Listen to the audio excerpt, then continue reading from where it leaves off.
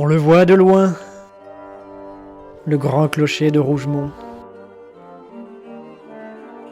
C'est comme un signal, un phare qui annonce aux voyageurs qu'enfin voici l'Aussois, dont Rougemont est la porte.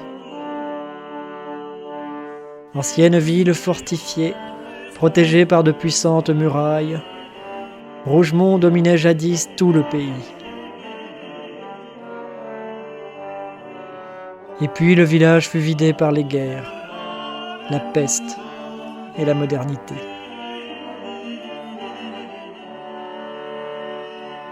Aujourd'hui, ce n'est guère plus qu'un hameau, égaré quelque part dans l'horizon lointain.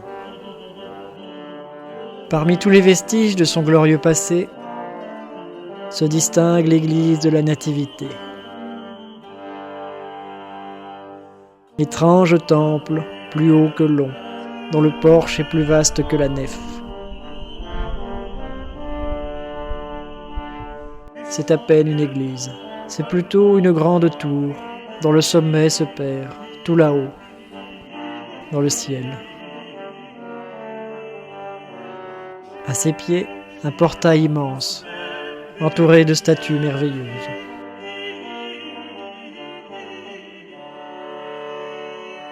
Une vierge enfantine y flotte sur son socle, comme sur un nuage. Quelques saints l'entourent, et ce n'est pas à un vieux saint que l'on apprend à faire des miracles.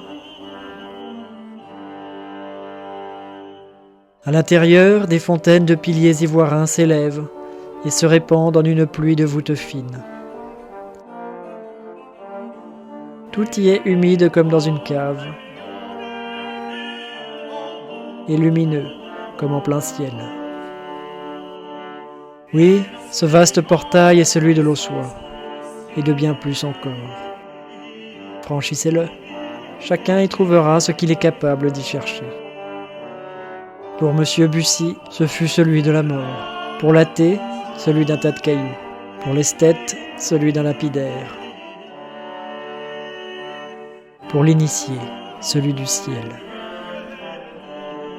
Pour le mystique, celui de Dieu. Et qui sait si pour les bourguignons, cela ne sera pas un jour celui de la libération.